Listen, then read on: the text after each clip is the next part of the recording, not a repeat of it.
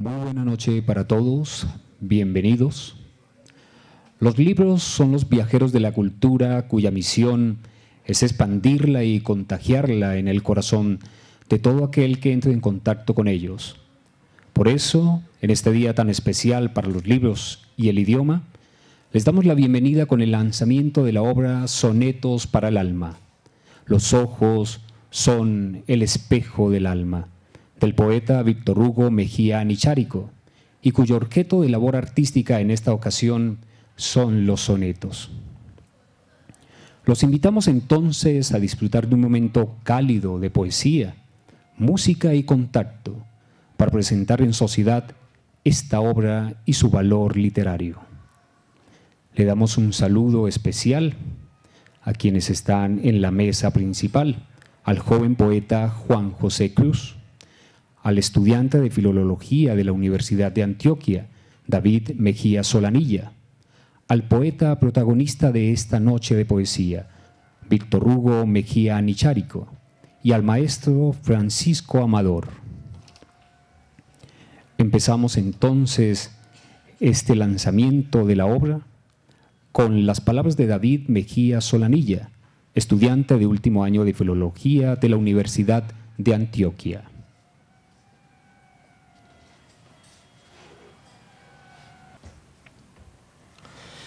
Buenas noches y sean todos muy bienvenidos.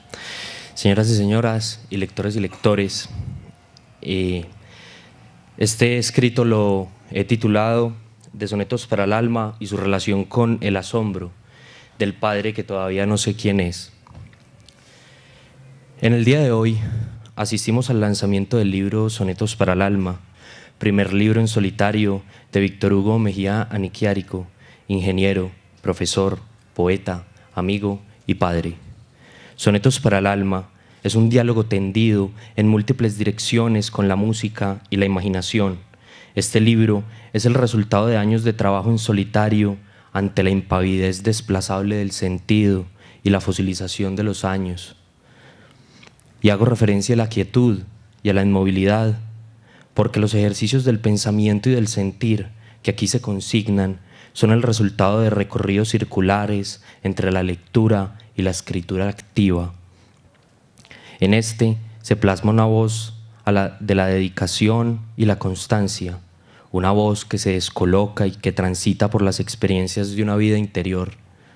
No obstante, más allá de los diálogos interiores que se movilizan con un acompasado ritmo, encontramos múltiples diálogos con la literatura latinoamericana y occidental. He aquí una historia. En medio de libros de programación, diagramas de flujo, novelas contemporáneas, antologías de poesía francesa y latinoamericana, se levantaron en el pasado, entre mi padre y yo, aquellas discusiones sobre el soneto, donde preguntas por la elección de la forma representaban ángulos de acercamiento al conceptismo de Quevedo y al culteranismo gongorino. En ese espacio, plagado de lecturas, que es el hogar, nos empujaba en instantes la pregunta de por qué el soneto como forma, y hacía asomar de la biblioteca a un García Lorca y lo transmutaba en una reflexión sobre la definición de una conciencia social de la poesía, las lecturas y relecturas de Borges y César Vallejo que acercaban a la embriaguez de la conciencia del abismo y la repetición. Con todo, estos recuerdos unidos a la lectura y a la edición de Sonetos para el alma han fundamentado la certidumbre del cuidado formal. Gracias a este poemario he podido entender lo imperioso que es para la poesía contemporánea apropiarse de la perspectiva de que la literatura no se supera, no avanza, como diría Ángel Rama, sino que se reactualiza, subvierte y sobrepone. De un empujón se cae o se recae en la borgiana actividad de la relectura, en que, abro cita, elaborar una radiografía de aquel tiempo invertido en la escritura es llevar un vehículo en la vía de algún lector que afina su postura. O como también bien lo expresaría en una conferencia en 1992 el poeta argentino Roberto Juarros, diría: romper también las palabras como si fueran coartadas delante del abismo o cristales burlados por una conspiración de la luz y la sombra, y hablar entonces con los fragmentos, hablar con pedazos de palabras, ya que de poco o nada ha servido hablar con las palabras enteras. Reconquistar el olvidado balbuceo que hacía juego en el origen con las cosas y dejar que los pedazos se peguen después solos, como se sueldan los huesos, como se sueldan las ruinas. A veces lo roto precede a lo entero, los trozos de algo son anteriores a algo, el aprendizaje de la unidad es aún más humilde e incierto que lo que sospechamos. La verdad es tan poco segura para el hombre como su negación. De este modo, estos sonetos son la reivindicación del pasado formal de la poesía. Como bien su autor me diría en una ocasión: David, hemos avanzado en tantos años, el siglo XX nos ha dejado tantos experimentos sensitivos y formales que no hemos agotado los resultados de esos experimentos ni la experimentación misma. Creo que ella misma no acabará, pero creo que no podemos dejar morir o deshacernos simplemente de esas formas que nos empujaron a experimentar. Aún hay mucho que decir, mucho que leer, muchas lecturas que se dejaron sin hacer desde las formas del pasado. En esa dirección, Sonetos para el Alma, más que un mostrarse a la crítica, es un mostrarse a la lectura y a la relectura. Un álgido pero no insensible grito por las formas acalladas del pasado. Los poemas aquí reunidos son el testimonio de la sabia quietud de los años, de las cenizas de una vida, de las mutilaciones del hacer y de la dureza de la posibilidad ante los mundos posibles. Pero no hay queja, hay reinvención, relativización sutil de la sensibilidad. Es en esas sutilezas en que Sonetos para el Alma se mueve. Aquí es donde los atributos del autor se volatilizan y el ser se desencuentra para encontrarse. Como lector, hijo y editor, partí de ese desconocimiento, del desconcierto de que la conciencia de la muerte o de la vida es una experiencia histórica, pero personal e íntima. Partiendo de la apertura, gravité hacia la felicidad. Así, como editor, estatus que compartí con mi tío César Augusto Mejía, pude reconocer que los versos de arte menor no solo deberían leerse como un código de manifestación de la cultura popular, así como los de arte mayor una expresión de la alta cultura, porque los metros están abocados desde esa apertura a una lectura con una extraña justicia histórica. De esta manera, ante la fiereza de las comas y la rigidez de los puntos, llega la exploración de sus mundos posibles, que no busca la verdad o la mentira, sino aquellos intersticios del pensamiento en los aciertos y desaciertos de la acción. En últimas, y para finalizar, la gran enseñanza que me ha dejado en todo este proceso, tanto como de lector, relector, editor, Sonetos para el Alma, me ha dejado como enseñanza que el formar carácter no obedece al qué galicado del orgullo, sino al pronombre relativo quién de la conciencia de la muerte. Muchas gracias. Disfruten su lectura.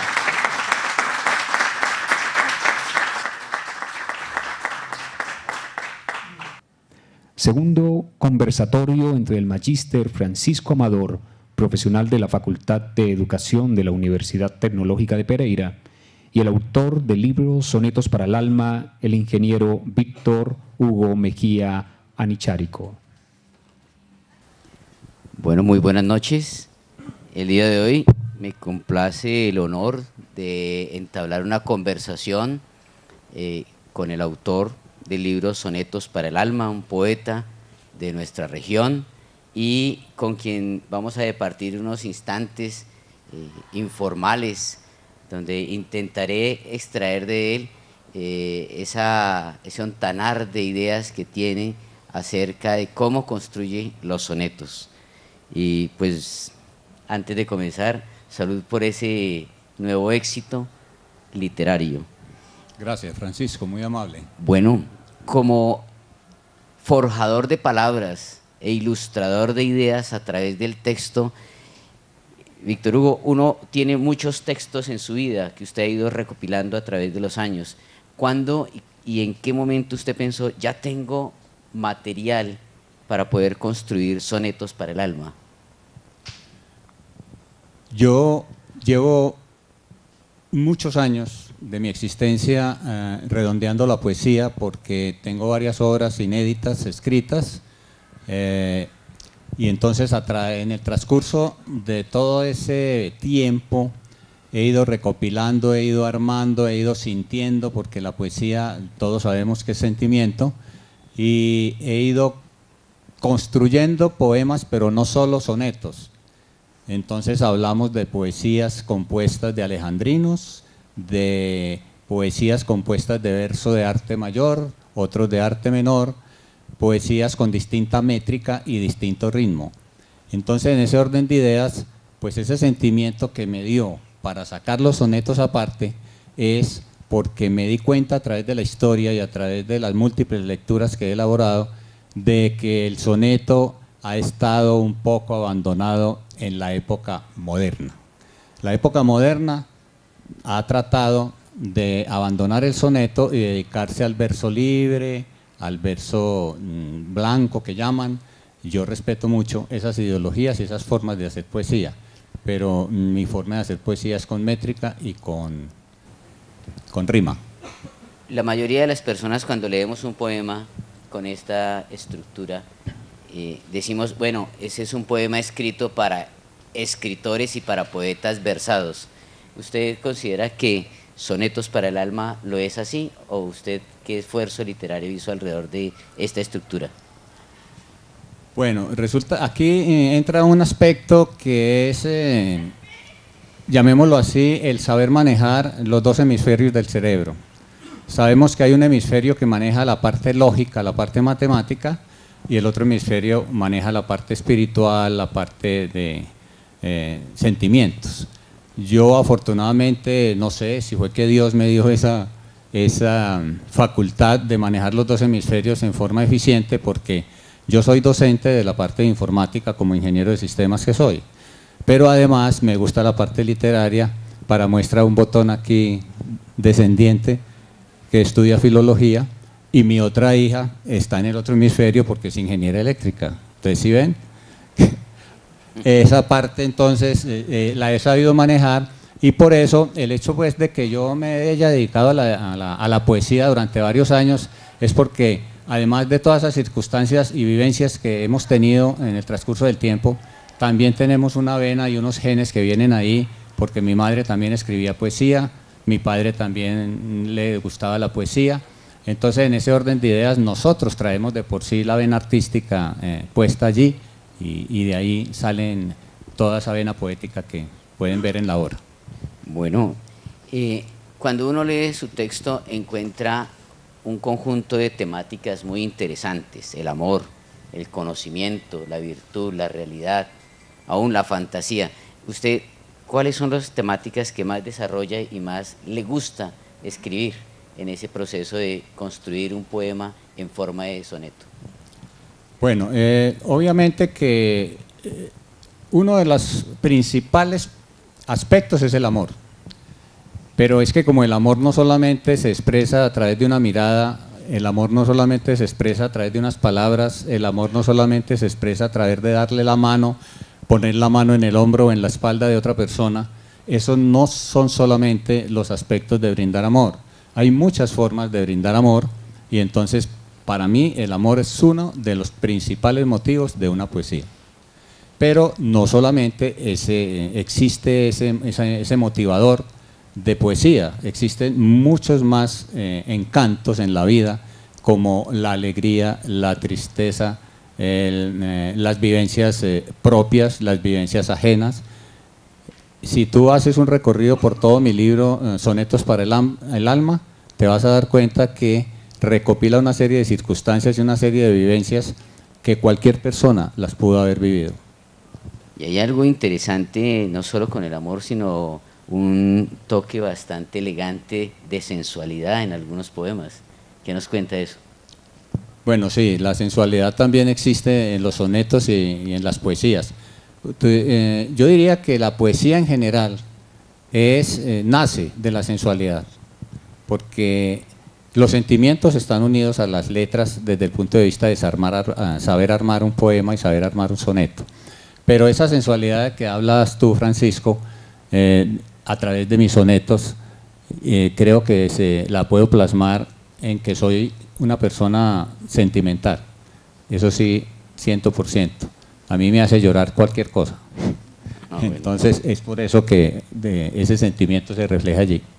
Bueno, y ya para los teóricos de la literatura, ¿usted se enmarca en alguna escuela en particular, en alguna tendencia especialmente alrededor de la literatura, de la escritura de poesía? Bueno, yo no es que me enmarque en una poesía, pero sí hago énfasis en dos movimientos o tres que han habido poéticos a través de la historia. El movimiento romántico, y entonces allí tenemos a Víctor Hugo, tenemos a Rousseau, tenemos a varios autores que se guiaron por el romanticismo. Ese movimiento me llamó a mí mucho la atención, y tú también puedes descubrir el romanticismo en muchos de mis sonetos. Y hay otro movimiento que también me llamó mucho la atención, que fue el que, por ejemplo, los sonetos que le hacía Dante a su amada Beatriz. Esos sonetos pues son únicos en toda la historia. Y los sonetos gongorinos, que tienen su estructura especial.